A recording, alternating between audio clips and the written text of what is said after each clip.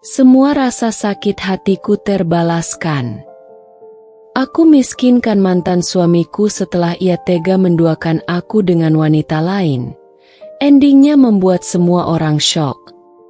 Malam itu hujan turun deras, membasahi atap seng rumah kontrakan kecil yang mereka tinggali.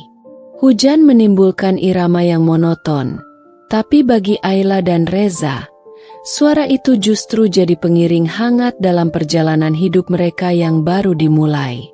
"Sayang, kamu yakin ini jalan kita?" tanya Ayla sambil menyenderkan kepala ke bahu Reza. Di depannya, semangkuk mie instan mengepul di atas meja plastik murahan yang kakinya sudah miring sebelah. Reza tersenyum. Tangan kirinya menggenggam tangan Ayla. "Kalau bukan ini, lalu apa lagi? Aku nggak punya modal besar, tapi aku punya kamu. Dan itu lebih dari cukup." Ayla menatap Reza lekat-lekat. Wajah suaminya tampak lelah, tapi matanya berbinar. Ia tahu, di balik tubuh kurus itu ada mimpi besar yang terus menyala. Dulu, saat mereka memutuskan menikah, banyak yang mencibir. Ayla, lulusan desain interior dari universitas ternama, dianggap terlalu bagus untuk pria seperti Reza, laki-laki sederhana yang baru belajar merintis usaha di bidang properti kecil-kecilan. Namun Ayla tak peduli. Ia memilih Reza bukan karena apa yang dimiliki pria itu sekarang, melainkan karena apa yang bisa mereka bangun bersama nanti. "Aku udah bikin beberapa konsep logo buat brand kamu. Kamu mau lihat?" Ayla meraih sketsa dari tas kanvas lusuhnya, memperlihatkan beberapa desain logo sederhana tapi punya karakter kuat. Reza menatap lembaran-lembaran itu dengan mata berkaca-kaca. "Kamu tahu nggak? Aku nggak cuma jatuh cinta sama kamu, tapi sama semangat kamu. Kita kayak satu tim, Ayla." Ayla tertawa kecil. "Ya iyalah, tim kalah menang bareng. Tapi inget ya, kalau nanti kita sukses, jangan berani-berani kamu lirik cewek lain." Reza pura-pura mengangkat tangan. "Sumpah di atas mie instan. Nggak akan pernah. Kamu satu-satunya co-founder, sekaligus cinta sejati gue." Mereka tertawa bersama. Hujan di luar tetap turun deras, tapi hati mereka hangat. Tahun-tahun awal pernikahan mereka penuh dengan pengorbanan. Dari klien pertama yang menawar habis-habisan, sampai proyek gagal bayar yang hampir bikin mereka menyerah. Tapi setiap kali salah satu goyah, yang lain selalu jadi sandaran. Suatu malam, setelah pulang dari meeting panjang dengan investor, Reza masuk ke rumah dengan wajah kecewa. "Mereka mundur," gumamnya sambil menjatuhkan diri ke kasur lantai. Ayla yang sedang mengerjakan moodboard proyek di sudut ruangan hanya berhenti sejenak, lalu bangkit dan duduk di sampingnya. "Berarti mereka bukan investor yang tepat. Yang kita butuh bukan cuma uang, tapi orang yang percaya sama visi kita." Satu mundur, berarti ada ruang buat yang lain masuk, ucapnya lembut. Reza mengangguk, memeluk Ayla erat. "Gue nggak akan bisa sampai sini tanpa lo." Dan memang benar. Reza mulai dikenal di dunia properti bukan hanya karena ide-idenya, tapi karena citra dan branding yang dibangun oleh Ayla. Logo, media sosial, presentasi untuk klien besar, semuanya hasil sentuhan tangan Ayla. Lambat laun, nama Reza makin sering disebut. Mereka pindah dari rumah kontrakan ke apartemen sederhana, lalu ke rumah mungil bergaya minimalis yang mereka rancang sendiri. Mimpi-mimpi yang dulu hanya digambar di atas kertas, perlahan berubah jadi nyata. Namun di balik semua senyum dan pencapaian, Ayla tak pernah tahu bahwa perjalanan cinta mereka tak akan terus lurus.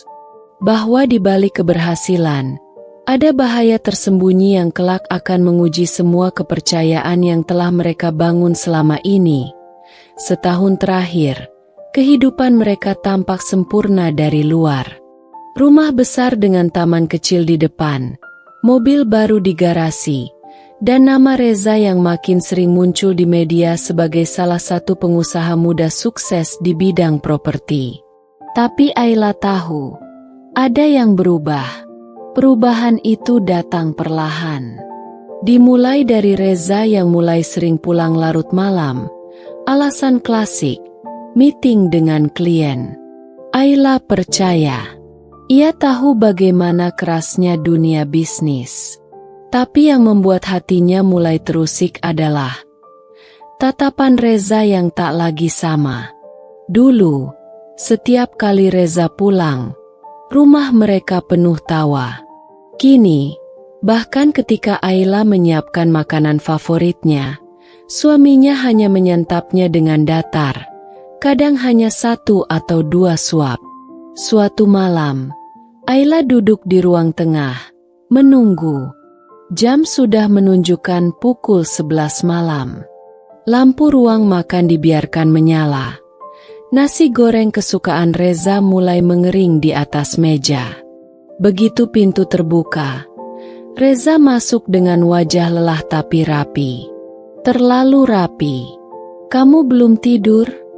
tanyanya datar, melepaskan jas dan menaruhnya di gantungan. "Enggak, aku masak nasi goreng. Kamu lapar, kan?"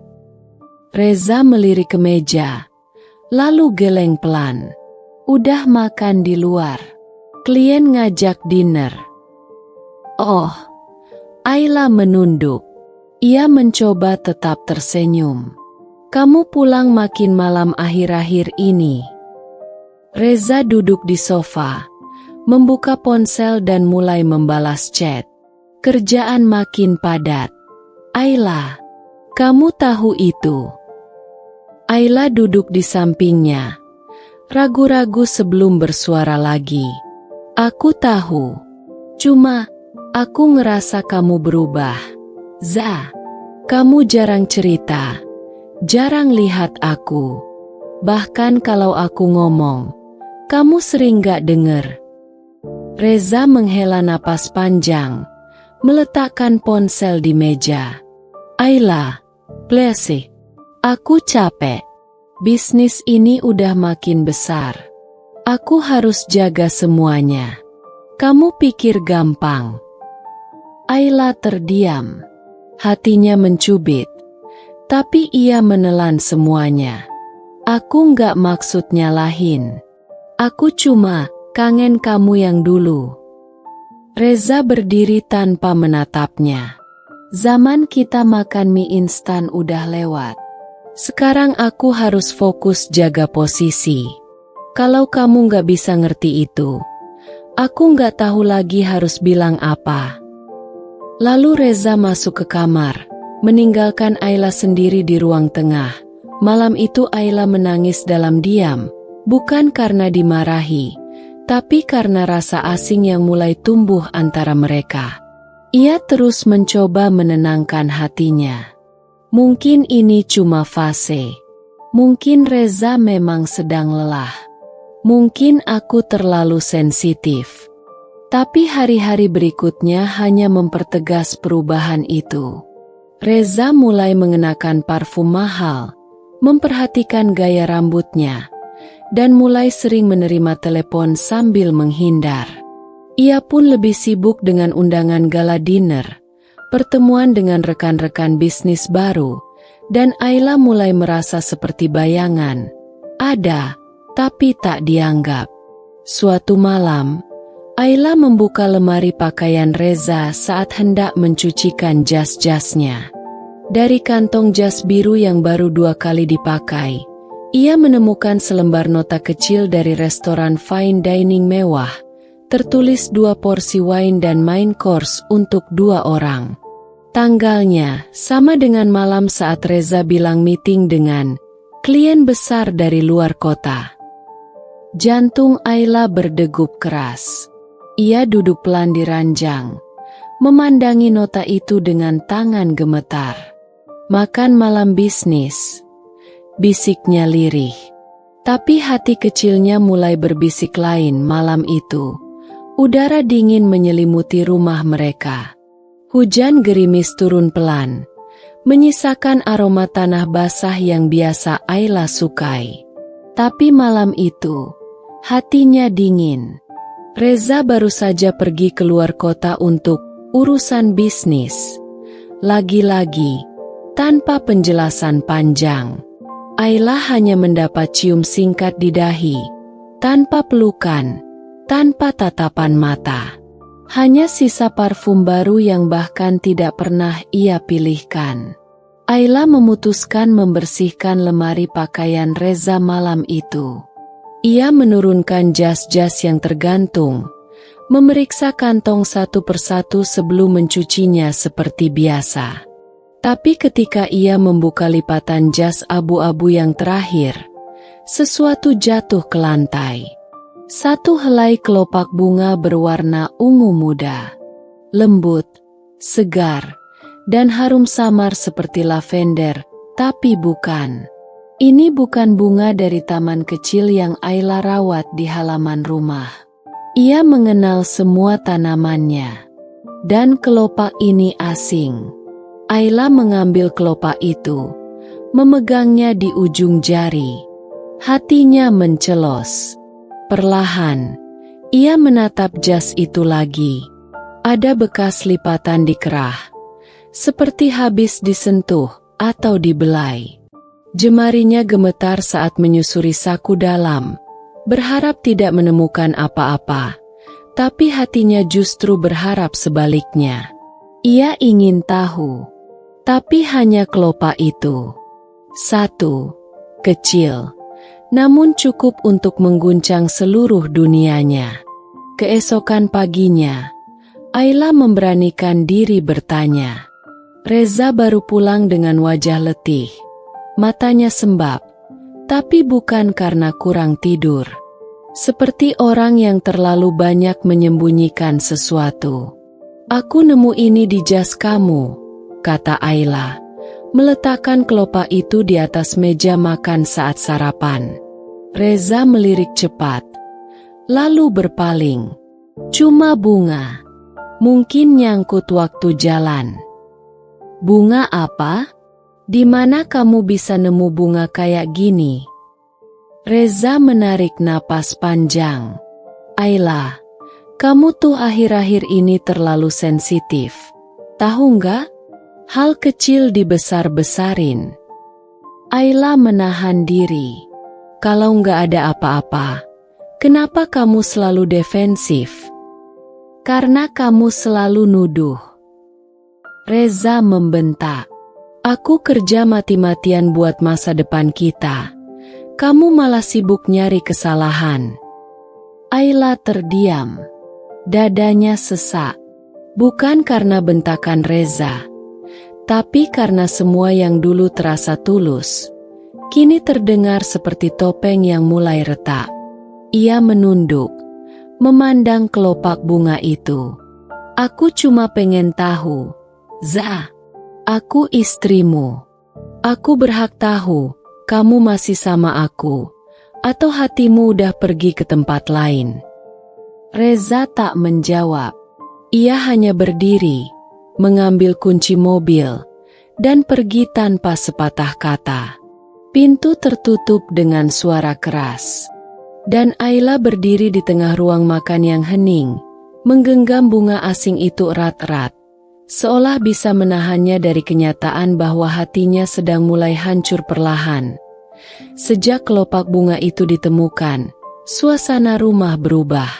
Dingin. Tinggi. Seolah tembok-tembok menyerap kata-kata yang dulu hangat dan menggantinya dengan jarak yang tak terlihat. Reza makin sibuk. Pulang larut sudah jadi hal biasa. Tapi yang membuat Ayla makin resah adalah telepon. Bunyi getar dari ponsel Reza sering terdengar di jam-jam ganjil, Bahkan saat mereka sedang duduk makan malam berdua, atau saat Ayla mencoba bercerita tentang ide desain baru yang ia kerjakan. Dan Reza selalu menjawab dengan tergesa. Suatu malam, saat mereka duduk bersama di ruang keluarga, Ayla menyodorkan minuman hangat ke Reza. Baru saja Reza mengambil cangkir itu, ponselnya bergetar di meja. Nama tidak muncul, hanya angka. Private number. Reza langsung berdiri. Sebentar, urusan kantor, katanya cepat, tanpa menatap Ayla. Ia bergegas keluar, membiarkan pintu belakang sedikit terbuka. Suara langkahnya menghilang di teras. Ayla diam. Hatinya menolak berprasangka, tapi pikirannya menolak diam. Beberapa menit kemudian, Reza kembali, pura-pura santai. Tapi Ayla tak bisa lagi menahan. Itu siapa? Reza meletakkan ponsel di meja, meneguk minuman tanpa bicara. Klien, mau ketemu minggu depan. Kenapa harus sembunyi-sembunyi? Kenapa nggak bisa angkat di sini aja? Reza menatap Ayla. Matanya dingin. Karena nggak semua urusan kantor harus kamu tahu, Ayla. Ayla tercekat. Kata-kata itu menamparnya lebih keras dari bentakan manapun. Aku istrimu, Reza. Aku yang dari awal bantu kamu bangun semua ini. Apa sekarang aku jadi orang luar yang nggak boleh tahu apa-apa? Reza bangkit, mengambil ponsel dan berjalan ke kamar. Jangan lebay, Ayla. Aku capek. Dan pintu kamar kembali tertutup. Malam itu, Ayla duduk sendiri di ruang tamu. Matanya kosong menatap dinding, sementara pikirannya berputar tanpa henti. Beberapa hari berikutnya, pola itu terus berulang. Telepon tanpa nama. Nada bicara pelan. Sesekali disertai tawa kecil yang entah kenapa terdengar menyakitkan. Reza makin lihai menutupi, tapi Ayla makin lihai memperhatikan. Ia mulai mencatat jam-jam telepon masuk.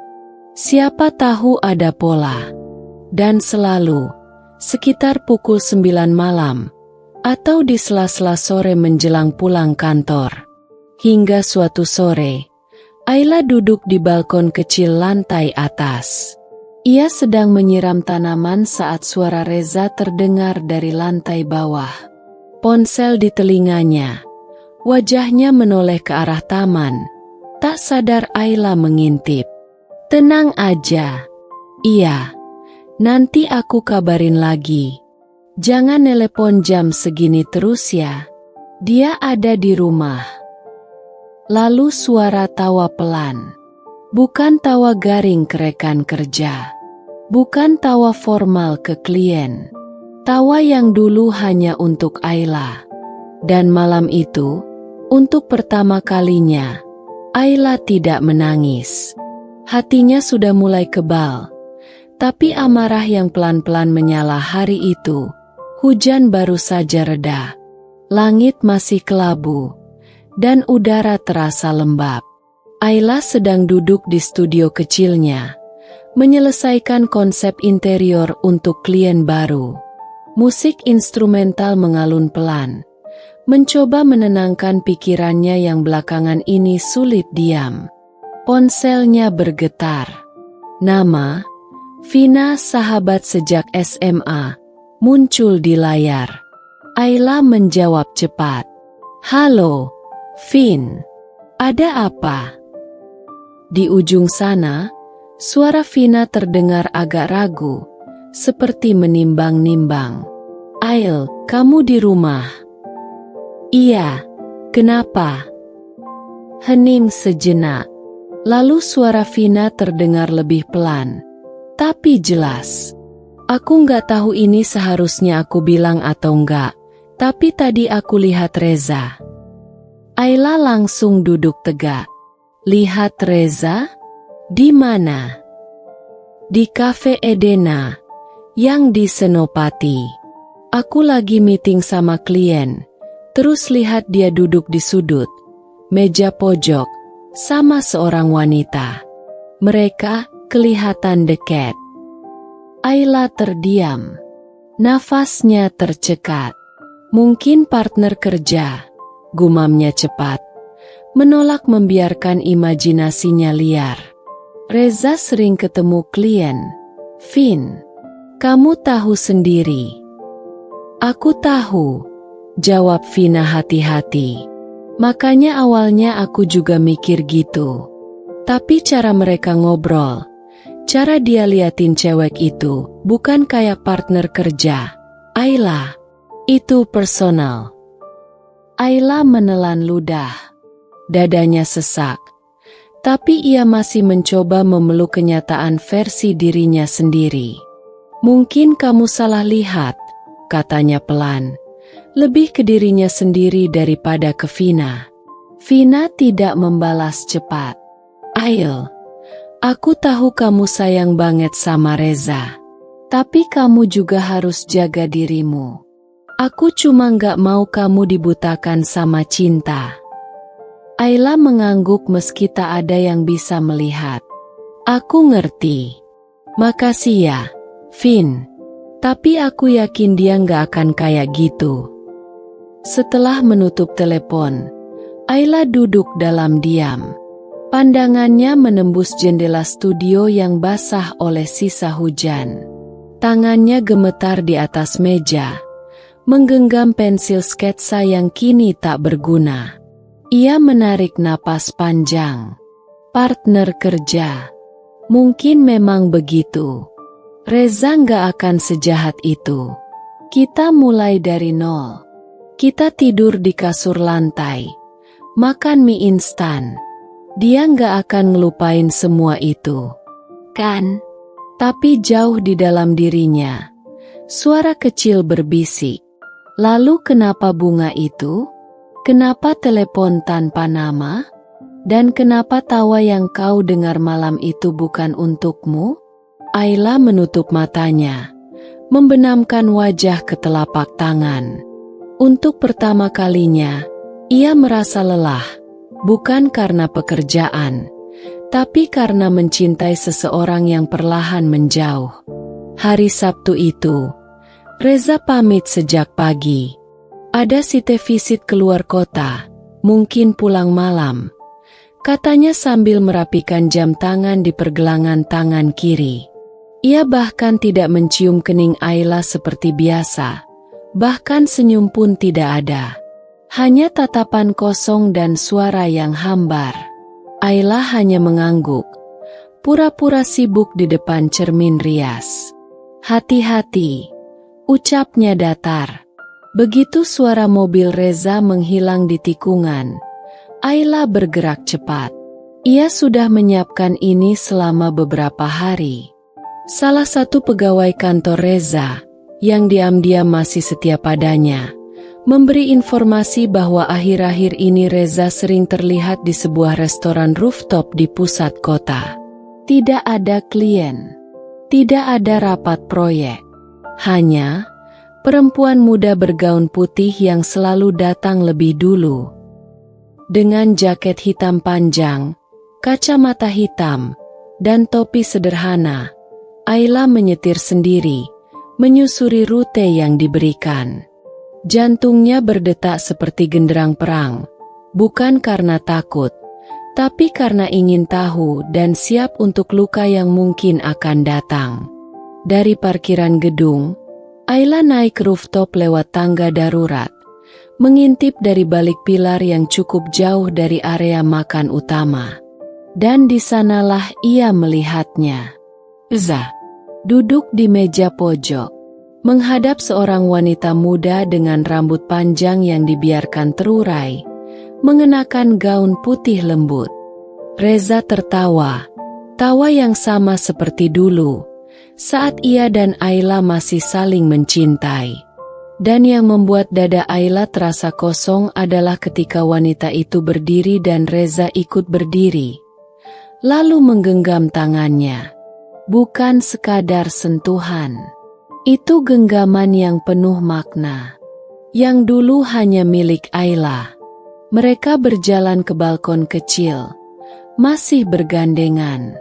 Reza menyibak anak rambut wanita itu. Membisikkan sesuatu. Wanita itu tertawa manja, memukul pelan bahunya, dan memeluk Reza dari samping. Ayla menahan napas. Matanya tak berkedip, tapi tak ada air mata. Tidak malam itu. Yang ada hanya diam yang beku. Hatinya seperti tanah kering yang akhirnya retak setelah terlalu lama menahan air. Ia mundur pelan. Kembali ke mobilnya tanpa suara. Sepanjang perjalanan pulang, jalanan terasa seperti kabur. Tapi Ayla tetap tenang. Tidak ada isak tangis. Tidak ada jeritan. Hanya satu kalimat berputar di kepalanya.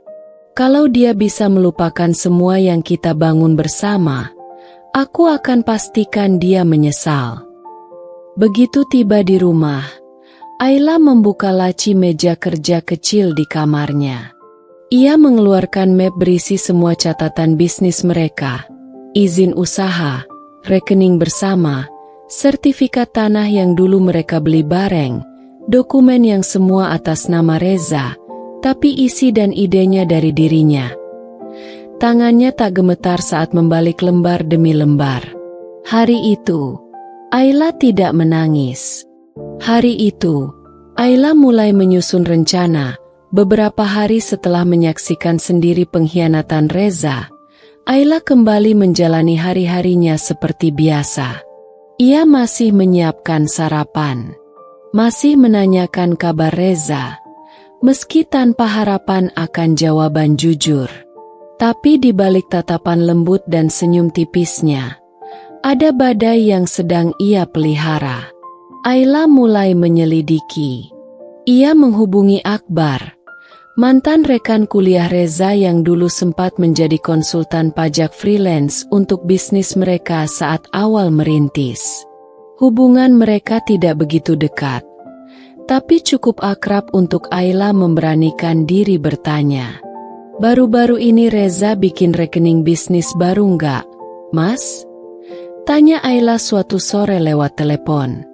Akbar terdiam. Kok nanya gitu? Cuma penasaran. Soalnya aku ngerasa agak gak dilibatkan dalam beberapa keputusan. Akbar menimbang-nimbang. Lalu akhirnya bicara dengan nada hati-hati. Sebenarnya aku nggak bisa buka data klien. Tapi, aku tahu kamu juga ikut bangun bisnis itu dari awal. Ayla. Mas Akbar, tolong aku. Aku butuh tahu. Bisik Ayla lirih. Penuh luka yang disembunyikan. Beberapa hari kemudian, sebuah email masuk. Tanpa nama pengirim. Tanpa subjek. Hanya satu lampiran PDF. Ayla membukanya dengan hati-hati. Dan di layar laptopnya terpampang rekening bisnis atas nama Reza. Nama PT baru. Alamat virtual office. Dan arus kas yang cukup besar, semua tanpa nama Ayla. Matanya menyusuri angka demi angka. Transfer masuk dari proyek-proyek besar yang dulu mereka rintis bersama. Tapi kini, semua dialihkan ke rekening yang tidak ia tahu.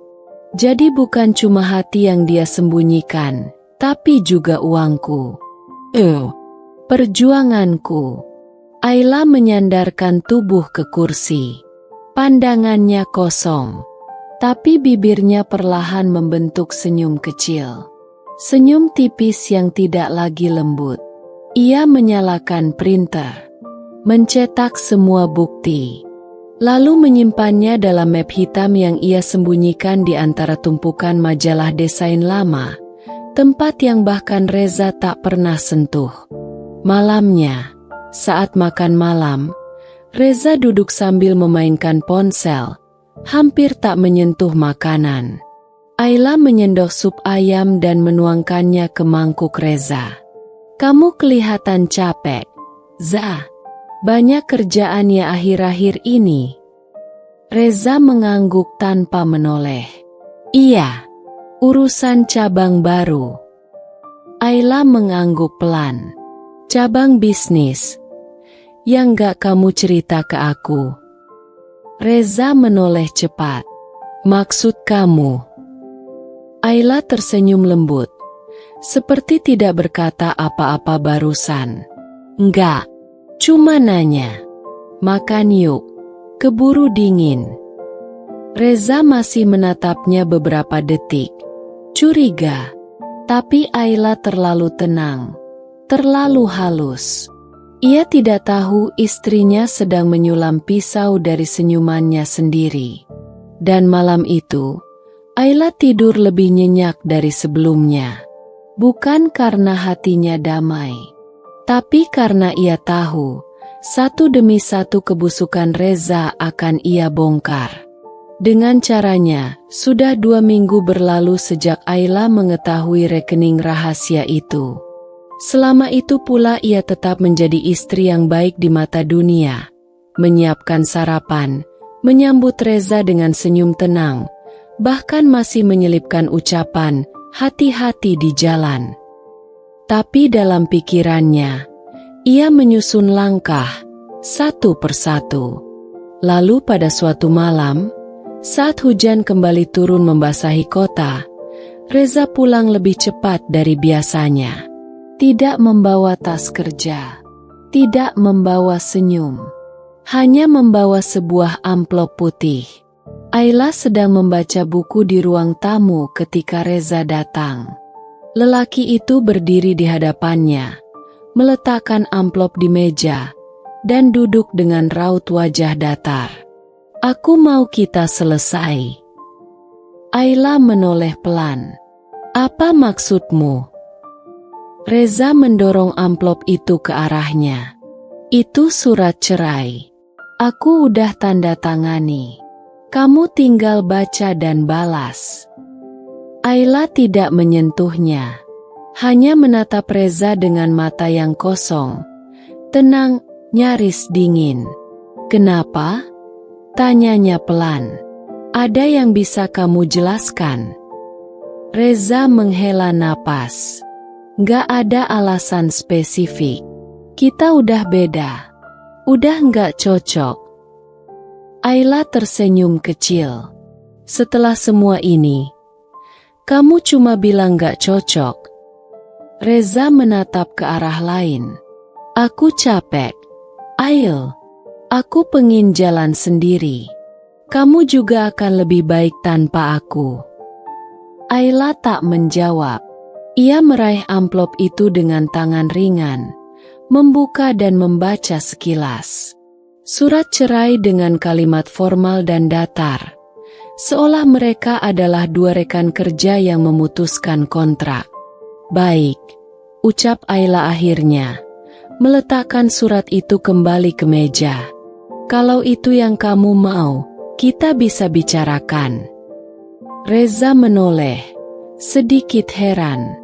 Ia jelas tak menyangka Ayla akan menerima secepat dan setenang itu.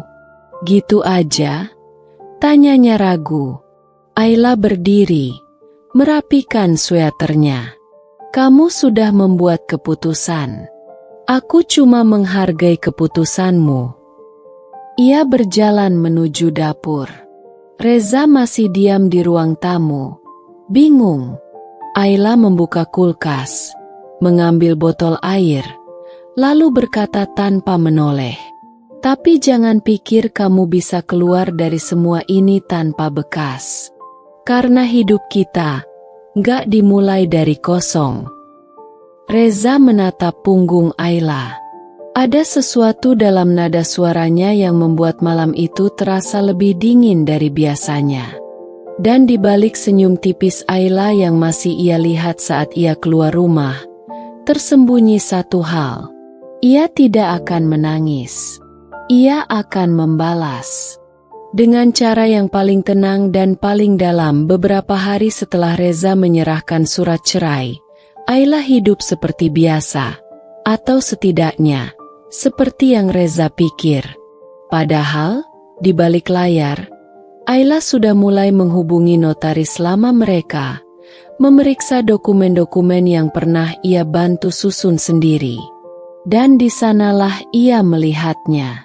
Semua aset, rumah, kendaraan, saham mayoritas, bahkan kantor pusat telah dipindahkan ke atas nama Reza. Tidak ada jejak namanya, seolah ia tidak pernah menjadi bagian dari itu semua.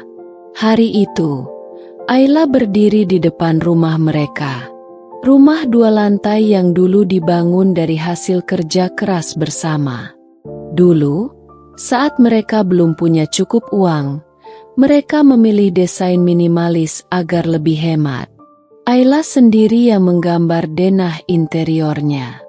Ia yang memilih warna cat tembok, bahkan model pintu utama yang sekarang berdiri di hadapannya. Sekarang, ia berdiri di depan rumah itu sebagai orang asing. Reza muncul di balik pintu, mengenakan kemeja putih. Wajahnya datar seperti biasa. "Kamu ngapain di sini?" tanyanya tanpa basa-basi. Ayla menatapnya, tidak marah, tidak histeris, hanya tenang, tapi nadanya tajam. "Rumah ini aku yang desain. Aku yang pilih setiap sudutnya.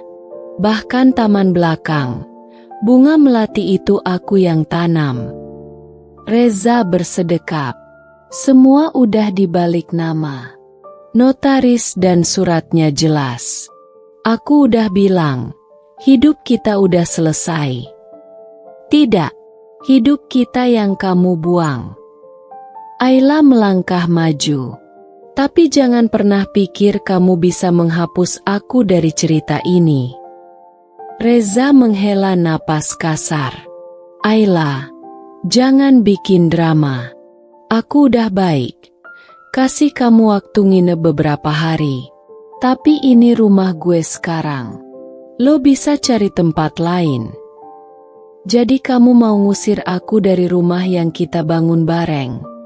tanyanya pelan. "Bukan, kita. Sekarang ini semua milik gue. Dan kalau lo masih punya harga diri, sebaiknya lo keluar sebelum gue panggil pengacara." Ayla berdiri diam sejenak. Ia menatap ke sekeliling.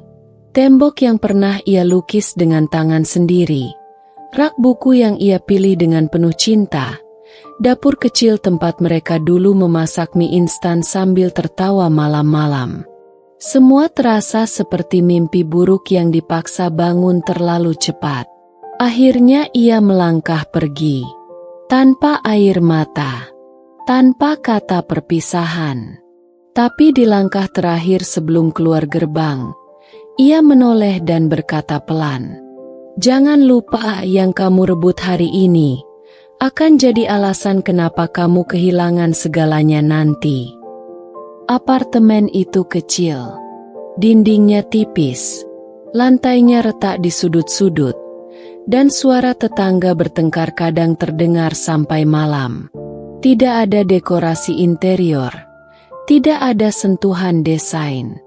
Hanya tempat tidur sempit, meja kecil, dan cermin kusam yang tergantung miring di tembok. Ayla duduk di lantai, memeluk lututnya. Ponselnya sudah tidak aktif sejak seminggu lalu. Rekening pribadinya kosong. Akses ke rekening bisnis, yang dulu dia pegang bersama Reza, sudah diblokir. Namanya tidak lagi tercantum dalam struktur perusahaan. Semua sudah dipreteli satu persatu, hingga habis. Ia kini hanyalah bayangan dari dirinya sendiri. Di depan cermin itu, Ayla menatap pantulan wajahnya. Matanya cekung, rambutnya acak-acakan. Pipi yang dulu selalu tersenyum kini tirus, pucat. Wanita di hadapannya bukan Ayla yang dulu, bukan istri pengusaha sukses, bukan mitra kerja, bukan desainer interior visioner, bukan siapa-siapa. Tangannya terangkat perlahan, menyentuh permukaan cermin. "Siapa kamu?" bisiknya pada bayangannya sendiri. Air matanya jatuh pelan, satu persatu. Bukan tangisan yang meledak, tapi luka yang mengendap dalam. Ia ingat masa-masa mereka dulu makan mie instan di kasur lantai. Bagaimana Reza tertawa sambil bilang, "Suatu hari nanti kita punya kantor sendiri, ya." Ia ingat malam-malam tanpa tidur, saat mereka menghitung budget, menyusun strategi marketing, bahkan berbagi satu piring nasi goreng karena uang mereka hanya cukup untuk itu. Dan sekarang semua itu hanya cerita.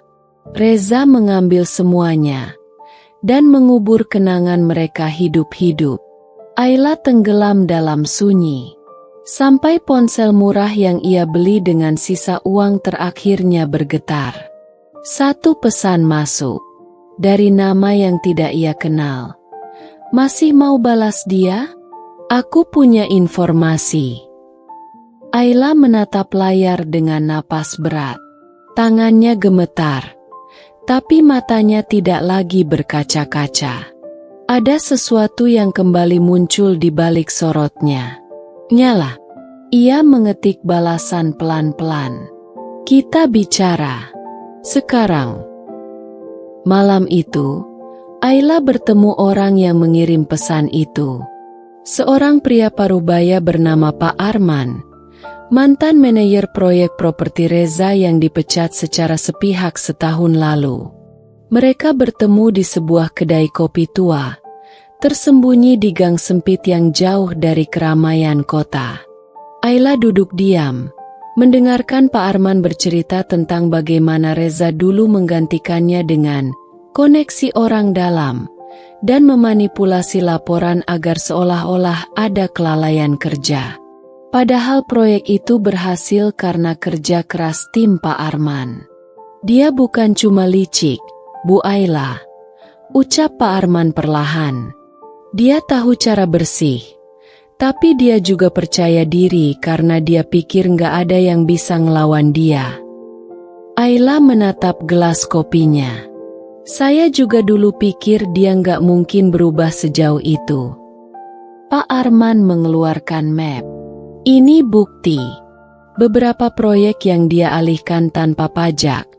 Nama-nama perusahaan fiktif, bahkan markup anggaran. Saya nggak tahu gimana caranya. Tapi kalau ibu mau bales, ini bisa jadi awal." Ayla membuka map itu. Setumpuk dokumen, email cetak, bahkan rekaman percakapan dengan akuntan bayangan Reza. Wajah Ayla tetap datar, tapi matanya menyala. Ia pulang ke apartemennya malam itu, dan untuk pertama kalinya, membuka laptop tuanya, yang masih ia simpan sejak awal membangun bisnis dulu. Layarnya retak di sisi, keyboardnya beberapa huruf sudah pudar. Tapi ini komputer perang, dan Ayla siap kembali ke medan. Dalam minggu-minggu berikutnya, Ayla mulai bergerak diam-diam. Ia menghubungi rekan-rekan lama yang dulu pernah ia bantu, dari klien kecil hingga vendor interior yang pernah terlilit utang. Mereka kaget, terkejut, sekaligus terharu saat tahu Ayla masih hidup dan butuh mereka.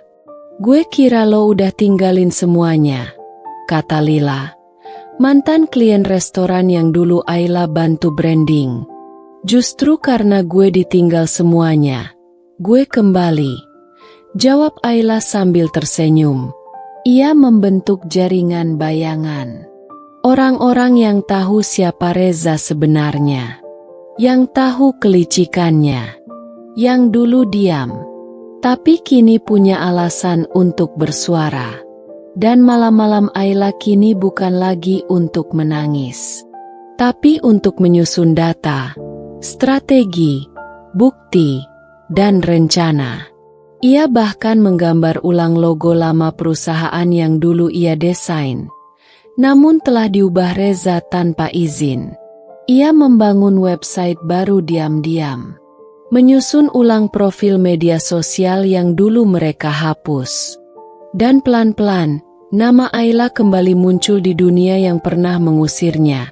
Suatu malam, Ayla berdiri di depan jendela apartemen sempitnya, menatap lampu-lampu kota. Tangannya memegang secangkir kopi. Matanya tajam, penuh nyala. "Aku bukan korban, Reza," gumamnya pada bayangan sendiri. "Aku badai yang kamu bangun sendiri. Dan sekarang, aku datang." Malam itu, Ayla memberanikan diri mengirim pesan pendek. "Rama, aku butuh bicara. Ini penting dan pribadi." "Tidak butuh waktu lama," Rama membalas. "Kapan dan di mana?" Mereka bertemu di sebuah taman kota, tepat di bawah pohon besar yang pernah menjadi tempat mereka berbagi mimpi sewaktu kuliah. Rama datang dengan setelan jas kasual, masih terlihat seperti dulu, kalem, penuh kendali. Tapi ada ketegangan jelas ketika matanya bertemu dengan mata Ayla. "Aku kira kamu udah lupa aku," kata Rama, duduk di bangku kayu yang sedikit lapuk. Ayla tersenyum tipis. "Aku gak pernah lupa siapa yang pernah jujur sama aku." Rama menatap serius. "Reza." Ayla mengangguk. "Aku mau lawan dia. Bukan cuma soal perceraian, tapi semua yang dia rampas, semua yang dia bangun dari kebohongan. Dan aku nggak bisa sendiri." Rama terdiam sejenak, lalu mengangguk perlahan. "Kamu datang ke orang yang tepat." Beberapa hari kemudian, Rama mengenalkan Ayla pada seorang wanita muda berambut pendek, dengan mata tajam dan ransel penuh berkas. Namanya Kika, jurnalis investigasi untuk portal berita independen. Lapar akan skandal nyata, bukan gosip murahan. "Aku udah dengar sebagian dari Rama," kata Kika sambil menyalakan perekam suaranya. "Tapi aku pengen denger dari kamu langsung. Boleh jujur?" "Selalu," jawab Ayla. Kika menyandarkan diri ke kursinya. "Kenapa kamu baru buka suara sekarang?" Ayla menatap lurus. "Karena selama ini aku berpikir cinta itu cukup. Ternyata cinta bisa dibunuh pelan-pelan. Dan sekarang, yang tersisa cuma kebenaran. Itu yang aku kejar." Kika mengangguk. "Puas? Kamu tahu, cerita kamu bisa mengubah cara publik lihat dia, mengubah citra, investor, sampai kredibilitas perusahaan. Justru itu tujuannya," kata Ayla mantap. "Dia bangun citra itu di atas tubuh dan darah orang-orang yang dia injak. Sudah waktunya seseorang buka kedoknya." Malam berikutnya, Ayla, Rama, dan Kika bertemu di apartemen kecil Ayla. Mereka menyalakan proyektor kecil di dinding, memetakan kronologi, pemindahan aset fiktif, perjanjian tanpa saksi, pemecatan sepihak, pencucian uang melalui proyek properti palsu, koneksi politik yang membungkam laporan audit. "Kalau bukti ini valid semua," gumam Kika sambil mencatat cepat, "ini bukan cuma perceraian berdarah. Ini bisa jadi skandal nasional." Ayla menatap mereka satu persatu. Untuk pertama kalinya dalam waktu yang lama, ia tidak merasa sendirian. "Kalau aku jatuh lagi," ucapnya pelan, "jangan bantu aku berdiri, tapi teruskan langkahku." Rama tersenyum kecil.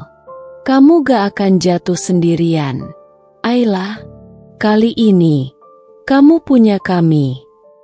Aliansi senyap telah terbentuk. Bukan orang-orang besar, tapi orang-orang benar. Dan Reza masih hidup dalam ilusi kemenangan. Tak tahu badai yang ia ciptakan sudah mulai bergerak di bawah tanah. Langit sore mulai menggelap saat Ayla, Rama, dan Kika berkumpul kembali di apartemen kecil yang kini menjadi markas rahasia mereka. Di atas meja ada 3 laptop, beberapa flash disk, dan selembar papan karton penuh coretan koneksi, nama, dan alur dana. Kika mengetik cepat di laptopnya sambil bergumam. Dari metadata email ini, ada file PDF invoice yang dikirim ke seorang klien luar negeri. Tapi, perusahaan pengirimnya gak pernah terdaftar secara legal di sistem pajak Indonesia. Rama menoleh, alias perusahaan fiktif. Bukan cuma itu, tambah Ayla sambil menunjukkan layar laptopnya. Aku telusuri dari nama yang tertera sebagai pemilik tanah di proyek Arunika Heights. Itu nama mantan OB kita dulu. Waktu aku hubungi orangnya, dia bahkan gak tahu kalau namanya dipakai. Rama menyandarkan tubuh, mendengus lirih. Pemalsuan data, penggelapan pajak, dan penipuan aset properti. Ini udah cukup untuk menyeret dia ke pengadilan. Ayla? Kika mengangguk setuju. Dan kalau kita olah semua ini jadi investigasi publik, dijamin viral. Nama Reza akan tercoreng. Investor kabur. Partner bisnis cuci tangan. Ayla diam sejenak, lalu berdiri perlahan. Ia berjalan ke jendela, menatap keluar ke gemerlap kota. Reza main bersih di permukaan, tapi jejak digital gak bisa dibersihkan begitu saja. Dia pikir dia aman karena dia di atas. Padahal kita udah gali lubang tepat di bawah kakinya. Rama bangkit, menyerahkan flash disk pada Kika. Ini yang kamu cari. Rekaman email, transfer uang mencurigakan, hingga bukti suap ke pejabat lokal. Semua terverifikasi. Berarti kita tinggal nyusun semua menjadi satu cerita utuh, kata Kika. Matanya berbinar seperti melihat emas. Judulnya, Bangunan Tanpa Fondasi, Skandal Properti Reza Ananta. Ayla tersenyum kecil. Pas. Karena semua yang dia bangun akan runtuh. Beberapa hari berikutnya, Kika mengirimkan Ayla draft tulisan investigatifnya. Ayla membacanya dengan pelan, lembar demi lembar, sambil menggenggam cangkir kopi yang kini tidak lagi terasa pahit. Ia membaca tentang pria yang dulu ia cintai, kini terlihat di hitam putih sebagai penipu, perampas, dan pembohong. Sebuah pesan dari Kika masuk di layar. Begitu kamu siap, tinggal aku klik publish.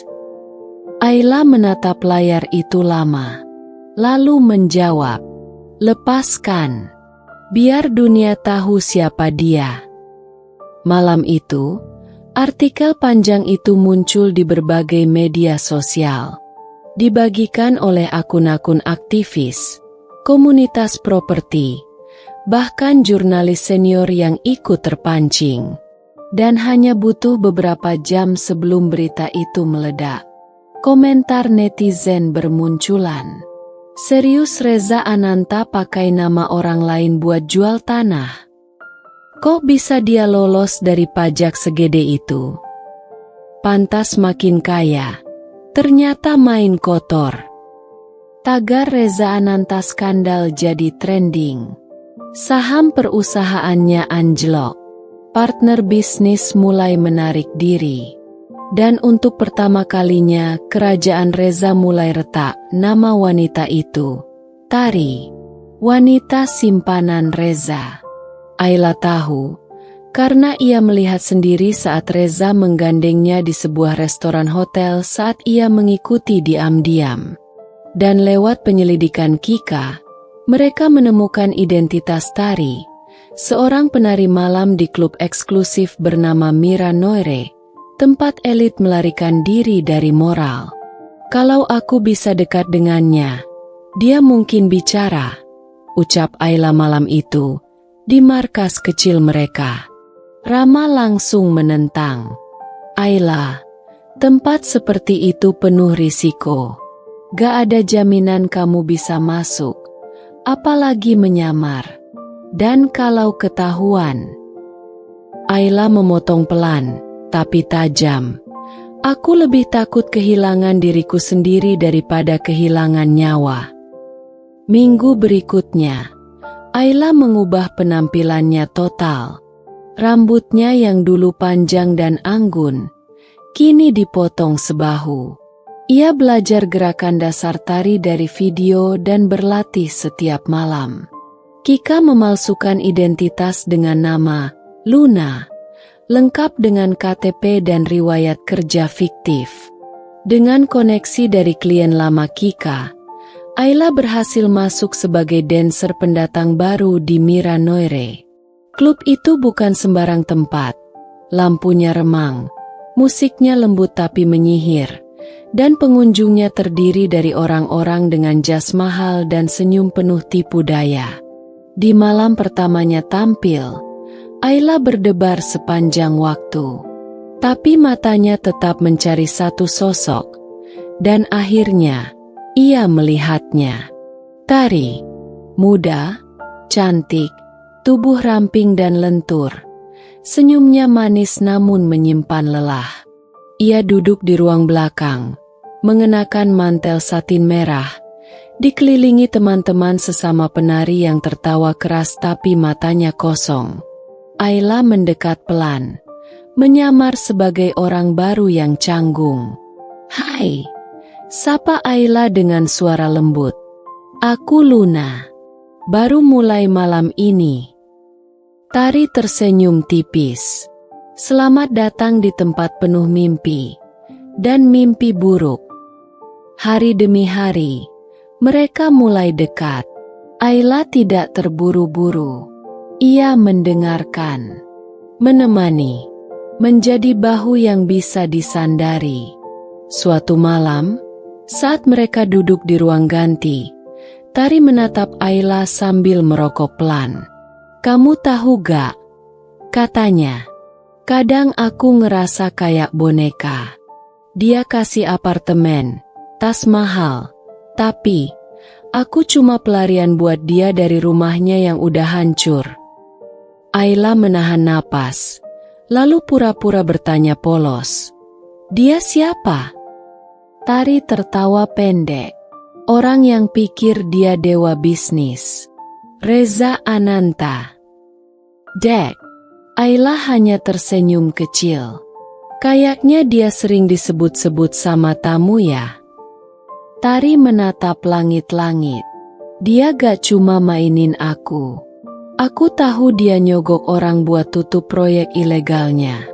Bahkan tanah yang dia jual pakai data dari notaris palsu. Tapi aku diam. Selama dia sayang." Ayla menahan napas. "Itu dia. Informasi kunci." Ia menyentuh tangan Tari perlahan. "Kalau suatu hari kamu pengen berhenti jadi boneka dan mulai jadi dirimu sendiri, aku tahu caranya." Tari menatapnya tajam. "Kenapa kamu peduli?" Ayla menatap lurus ke matanya. "Karena aku dulu pernah jadi kamu." Malam itu, Ayla keluar dari klub dengan jantung berdebar. Di dalam dompetnya, ada salinan rekaman suara dari obrolan mereka, cukup untuk membuka celah hukum baru. Dan di dalam hatinya, untuk pertama kalinya, ia merasa sedang menang. Pagi itu, hujan turun pelan di luar jendela apartemen kecil Ayla. Tetapi di dalam, suasananya seperti medan perang. Di hadapannya ada laptop, 2 kopi hitam, dan 1 dokumen kunci yang sudah disiapkan sejak berminggu-minggu. Bukti penggelapan pajak, penjualan tanah ilegal, dan laporan fiktif perusahaan Reza. Rama meneguk kopinya dan mengangguk. Laporan ini lengkap. Pajak, notaris, rekening, sampai bukti suara dari Tari.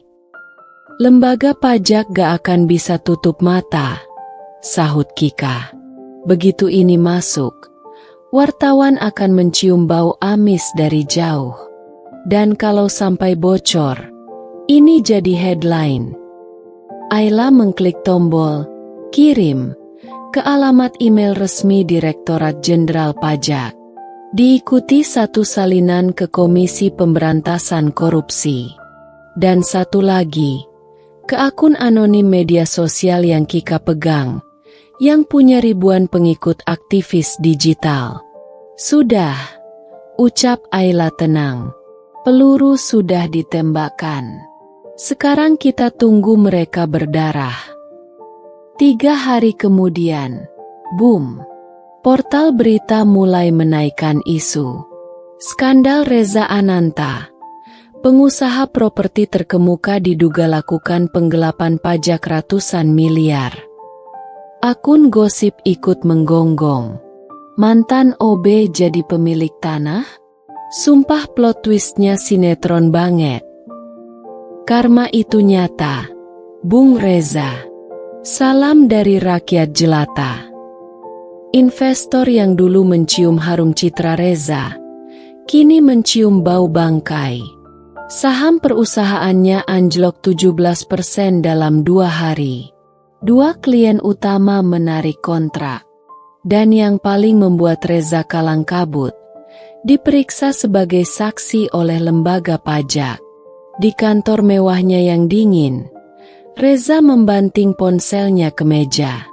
Matanya merah, rahangnya mengeras. Siapa yang mulai ini semua? Bentaknya ke sekretarisnya. Ia menatap layar laptop yang menampilkan artikel panjang dari jurnalis investigatif. Tulisan Kika. Cari tahu dari mana mereka dapat dokumen ini. Periksa semua orang, semua mantan, semua karyawan. Jangan sampai 1 pun lolos. Ia berjalan mondar-mandir seperti binatang terluka. Di luar ruangannya, sekretarisnya memandangi berita itu dengan ekspresi takut dan sedikit lega.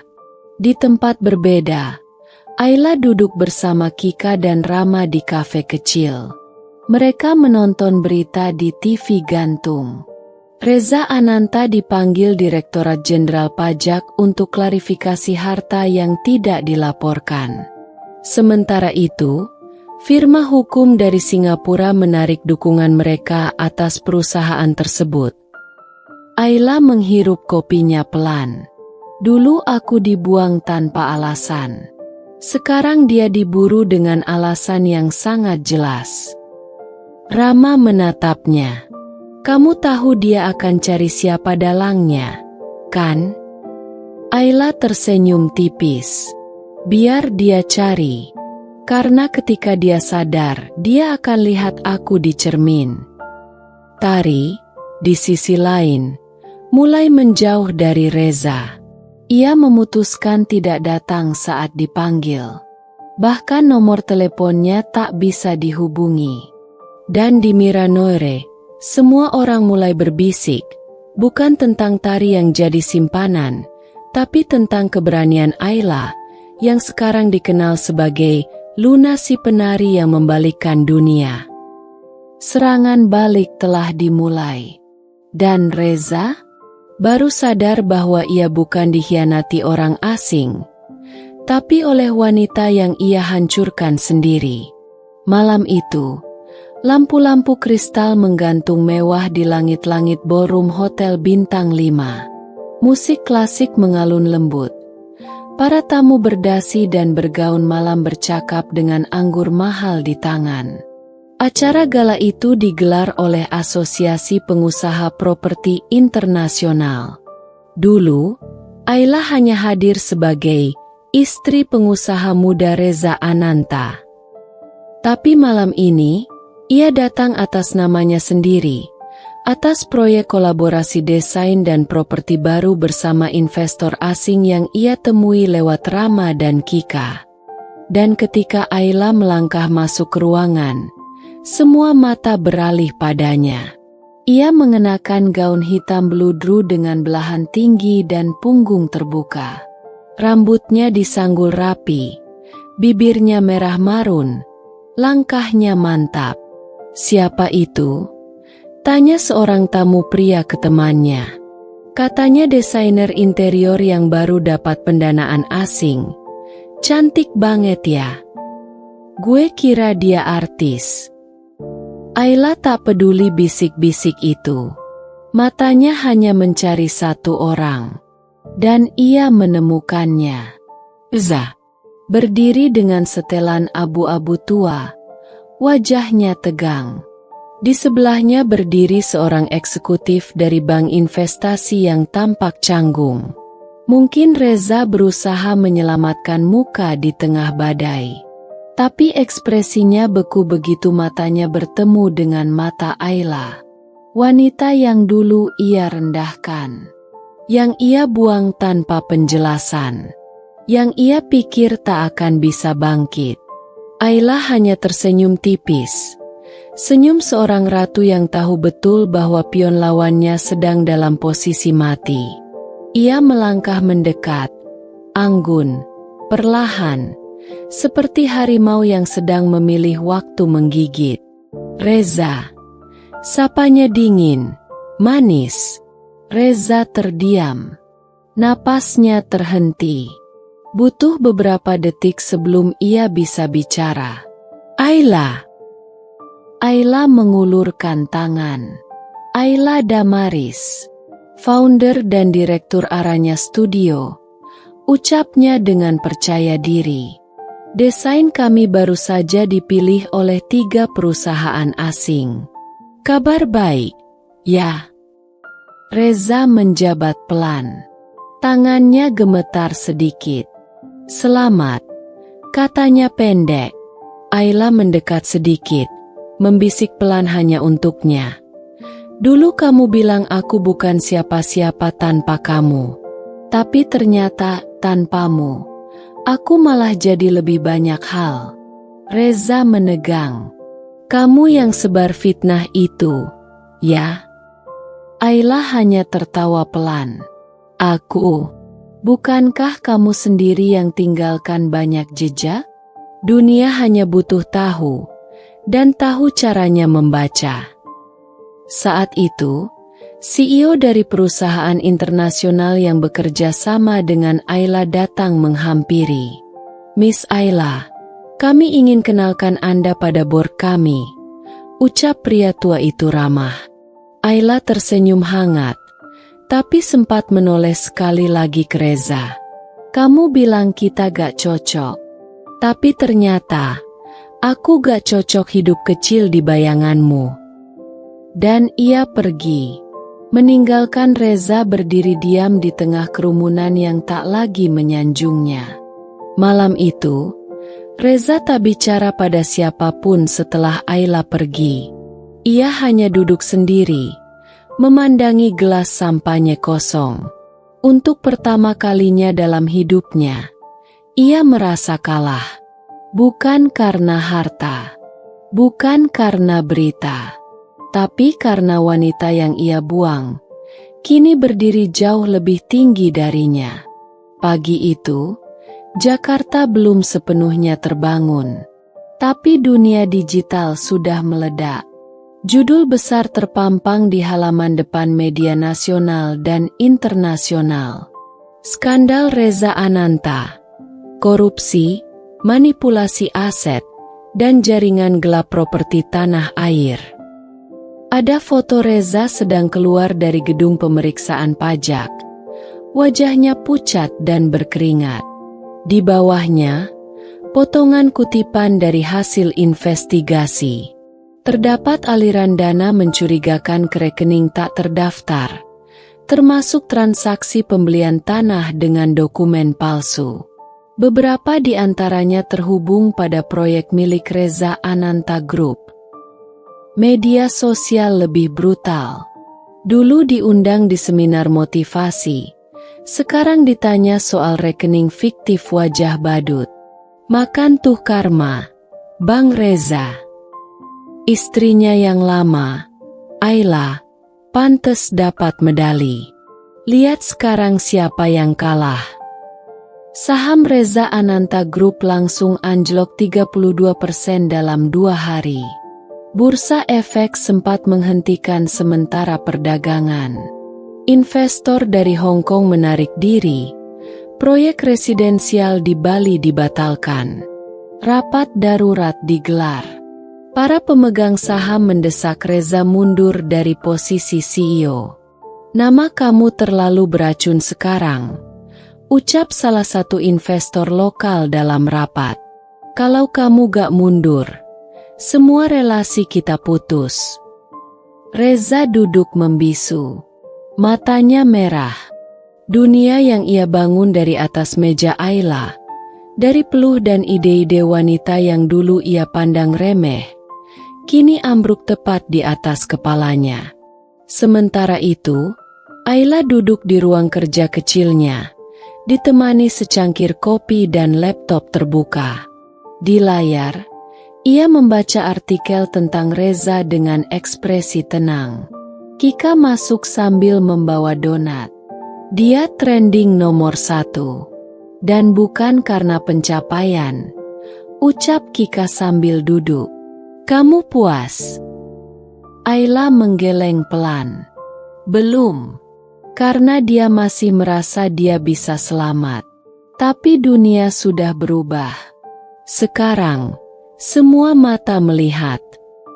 Rama menyusul masuk, membawa dokumen hukum terbaru.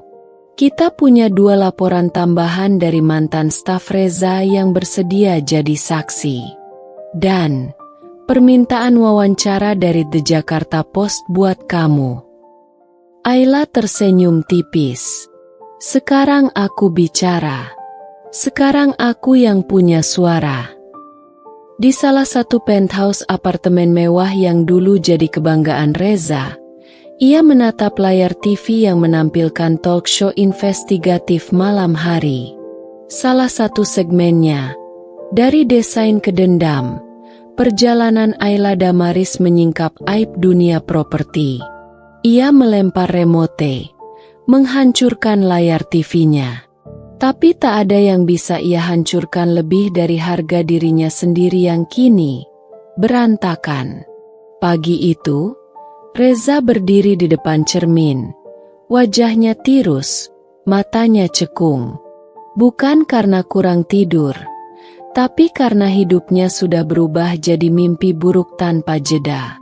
Ia bahkan tak lagi ke kantor. Semua rapat dilakukan via Zoom. Investor sudah lama tak menoleh. Lalu pintu penthouse diketuk keras. Diugi. Pak Reza Ananta. Dari Kejaksaan Agung. Kami memiliki surat penangkapan. Reza terdiam. Mulutnya kering. Ia menoleh ke arah pintu seakan tak percaya apa yang baru ia dengar. Sekali lagi. Diugi. Buka pintunya. Pak Reza, kami tidak ingin menggunakan kekerasan. Di lobi apartemen mewah itu, kamera media sudah menunggu. Mobil kejaksaan parkir tepat di depan. Ketika Reza akhirnya digiring keluar dengan setelan lusuh dan tangan diborgol, kilatan kamera menyambutnya seperti badai kilat. Pak Reza, bagaimana tanggapan Anda atas bukti rekaman? Apa benar semua aset atas nama palsu? Apakah benar istri Anda yang lama adalah saksi kunci? Reza tak menjawab. Ia hanya menunduk. Wajahnya kehilangan warna. Beberapa jam sebelumnya, di kantor kejaksaan, Seorang jaksa memutar ulang rekaman suara dari Tari, diserahkan oleh Ayla, lewat jalur hukum yang bersih. Dia bilang semua harus atas nama orang lain, supaya nggak kelihatan. Saya disuruh bantu beli tanah pakai identitas palsu. Dan video tambahan menampilkan Reza menerima uang tunai dari seorang pejabat pengadaan lahan, ditemani foto-foto rekening rahasia. Rama duduk di ruang observasi bersama Ayla, menyaksikan semua itu dengan mata tajam. "Apa kamu siap melihat dia ditahan?" tanya Rama pelan. Ayla menarik napas panjang. "Aku gak pernah ingin dia menderita. Tapi dia harus bertanggung jawab untuk semuanya." Reza duduk di ruang interogasi, tangan diikat di depan meja. Jaksa menaruh dokumen setebal 300 halaman di hadapannya. "Kami punya bukti transaksi, rekaman suara, dan saksi mata. Semua cukup untuk menuntut Anda di 3 pasal sekaligus." Reza menggertakkan gigi. "Siapa yang kasih semua ini?" Sang jaksa membuka dokumen dan menyodorkan halaman paling depan. Sebuah surat pernyataan dengan tanda tangan Ayla Damaris. Wajah Reza memucat. Tubuhnya seketika lemas. Ia terduduk. "Dia," gumamnya, "itu semua dari Ayla." Seketika, kepingan demi kepingan jatuh di otaknya. Gala, ledakan media, pelapor anonim, Tari yang tiba-tiba menghilang, wartawan, dokumen, segalanya. Semua itu dirangkai satu demi satu oleh wanita yang dulu ia kira akan hancur tanpanya. Dan kini, ia menyadari, bukan dunia yang menjatuhkannya, tapi wanita yang ia buang beberapa hari setelah penangkapannya. Reza duduk di ruang tahanan sementara. Ia tampak jauh lebih tua dari usianya. Wajahnya lelah, tak lagi congkak, matanya merah tapi kosong. Ia menyerahkan selembar kertas pada petugas. "Tolong sampaikan ke Ayla Damaris. Aku mohon. Aku cuma ingin bicara 5 menit saja. Terakhir kalinya." Pagi itu, Ayla menerima surat itu dari Rama. Tangannya sempat ragu, tapi akhirnya ia buka dan baca. "Ayla, jika kau masih menyisakan setitik hati untuk manusia yang pernah kau cintai, datanglah ke taman tempat kita pertama kali jadian. Aku ingin meminta maaf, tidak sebagai mantan suami, tapi sebagai manusia." Senja di taman kota itu hangat dan tenang. Burung-burung gereja masih ribut di ranting.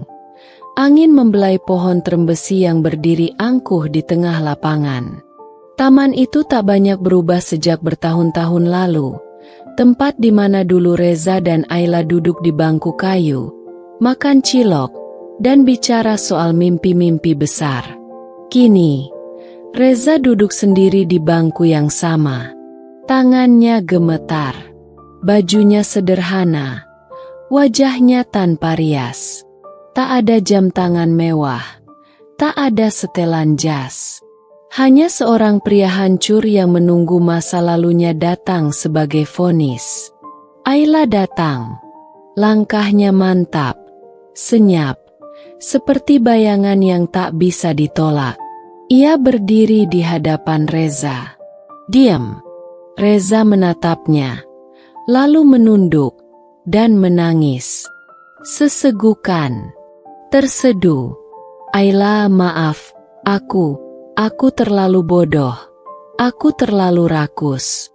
Aku kira kau akan terus ada, aku kira kau tak akan pernah pergi."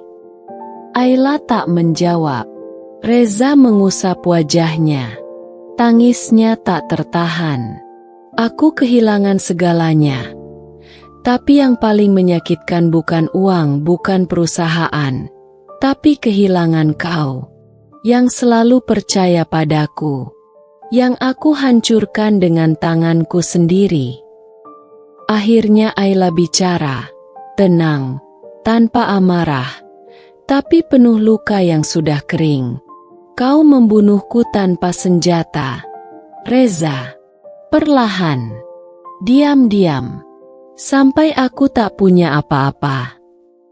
Ia menatap ke langit, lalu melanjutkan, dan aku bangkit, bukan untuk membalas, tapi untuk menegakkan keadilan yang kau buang demi keserakahanmu. Reza menunduk, tubuhnya terguncang oleh tangis. Ayla berjalan mendekat, berdiri tepat di depannya. Ini bukan balas dendam. Ini keadilan. Dan kau layak menerimanya. Ia tak menunggu jawaban. Ia berbalik, melangkah pergi, meninggalkan Reza yang menangis di bangku tua itu. Langkah Ayla tak bergetar sedikit pun. Di balik matanya yang teduh, ada badai yang telah reda. Karena misinya hampir selesai. Pengadilan Negeri Jakarta Pusat. Hari sidang terakhir. Ruang sidang penuh sesak. Media, pengacara, aktivis, bahkan masyarakat umum ikut hadir menyaksikan salah satu persidangan paling mencolok tahun ini. Kamera-kamera mengarah ke satu orang, Reza Ananta. Mantan CEO muda yang dulu dielu-elukan sebagai anak emas properti nasional. Tapi hari ini, ia mengenakan rompi tahanan warna oranye. Wajahnya tirus, rambutnya tak lagi rapi. Hanya tersisa bayangan dari siapa dia dulu. Majelis hakim memasuki ruang sidang. Dengan ini, Pengadilan Negeri Jakarta Pusat memutuskan terdakwa Reza Ananta terbukti secara sah dan meyakinkan bersalah melakukan tindak pidana korupsi, pencucian uang, dan pemalsuan dokumen.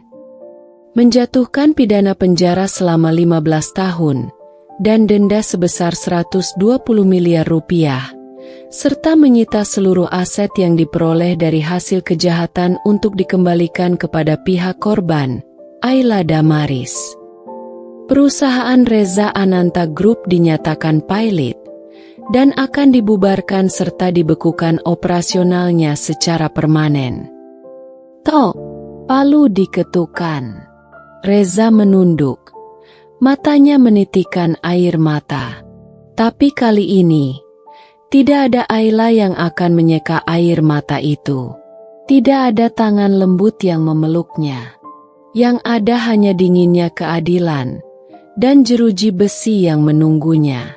Di luar ruang sidang, Ayla berdiri di antara kerumunan wartawan. Kika memegang mikrofon dari media tempat ia bekerja, dan bertanya langsung, "Ibu Ayla, apakah Anda puas dengan putusan ini?" Ayla tak langsung menjawab.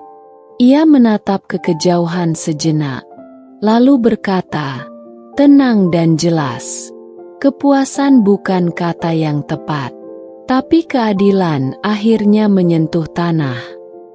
Wartawan lain berebut bertanya, tapi Ayla hanya mengangguk kecil, lalu melangkah pergi, bukan karena ingin menghindar, tapi karena ia sudah selesai dengan bab ini. Tidak ada lagi yang harus dijelaskan. Dunia sudah melihat semuanya. Beberapa minggu kemudian, Ayla menerima surat dari pengadilan. Isinya, aset properti, kendaraan, dan saham yang dulu diam-diam dipindahkan Reza, resmi dikembalikan atas namanya. Ayla membaca dokumen itu di meja makan kecilnya. Ia tersenyum, namun bukan karena harta, melainkan karena ia kembali menjadi dirinya sendiri. Bahkan lebih. Di sebuah berita bisnis, headline berbunyi, Reza Ananta Group resmi pilot, Kekaisaran properti runtuh setelah skandal korupsi. Ayla Damaris, dari korban, jadi simbol keadilan. Foto Ayla terpampang di sana, bukan sebagai istri seorang pengusaha, tapi sebagai sosok independen, teguh, dan tak tergantikan pagi hari.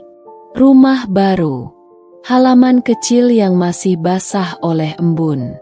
Ayla berlutut di tanah, tangannya kotor oleh lumpur, tapi matanya tenang. Di hadapannya, setangkai bunga kecil berwarna ungu lembut sudah berdiri tegak.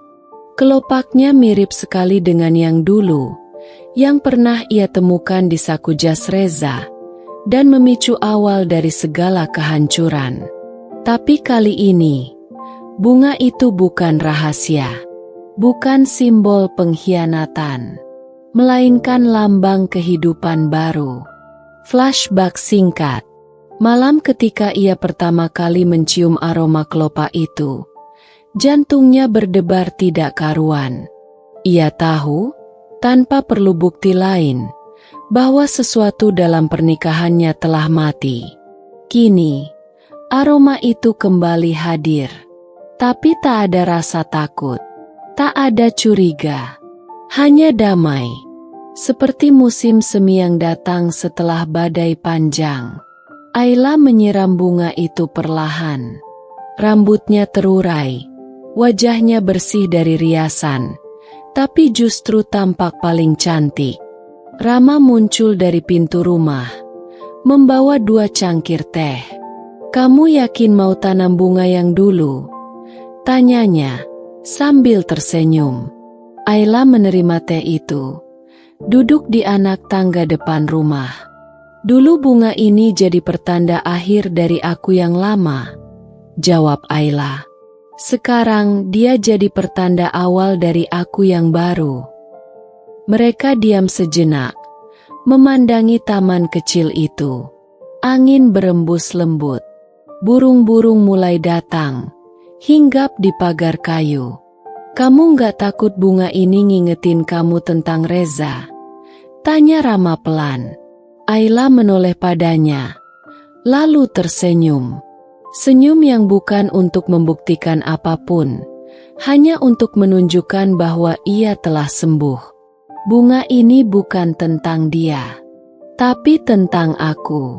Tentang bagaimana aku pernah hancur dan tumbuh lagi, dengan akar yang lebih kuat." Kamera menyorot bunga itu.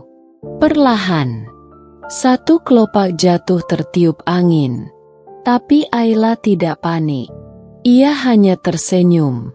Karena kini ia tahu, musim gugurnya telah berakhir. Dan musim semi akhirnya datang. Ayla kini duduk di ruang kerjanya yang penuh cahaya. Dindingnya berwarna putih susu, rak-raknya dipenuhi sketsa desain, pot bunga, dan bingkai kecil berisi kutipan favoritnya. Tak ada yang lebih kuat dari hati yang pernah patah tapi memilih berdetak lagi. Bisnisnya, Damaris Living, bukan sekadar perusahaan desain interior. Ia menjadikannya rumah bagi perempuan yang ingin berdiri sendiri. Ia merekrut ibu tunggal, penyintas kekerasan rumah tangga, dan perempuan muda penuh mimpi. Di setiap sudut kantornya, terdengar tawa. Bukan tawa keras, tapi tawa hangat, tanda bahwa luka bisa berubah menjadi tenaga.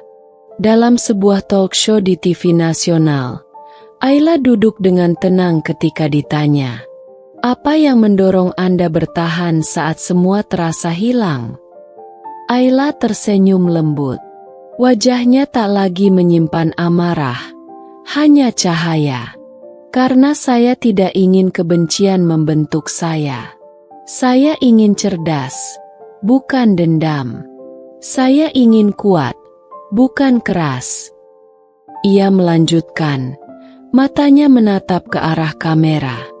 "Dan saya ingin setiap wanita tahu bahwa saat hidupmu dihancurkan oleh orang lain, kamu masih bisa membangunnya kembali, bahkan lebih indah.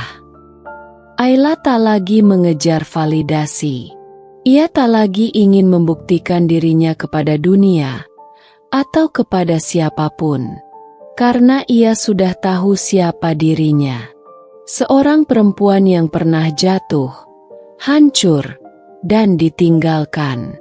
Tapi yang memilih bangkit bukan sebagai korban, melainkan sebagai versi terbaik dari dirinya sendiri. Dan di musim semi itu, dengan tanah yang dulu ia kubur air mata, dengan tangan yang dulu bergetar karena ketakutan, Ayla menanam harapannya sendiri. Ia kembali hidup, bukan hanya bernapas, tapi benar-benar hidup.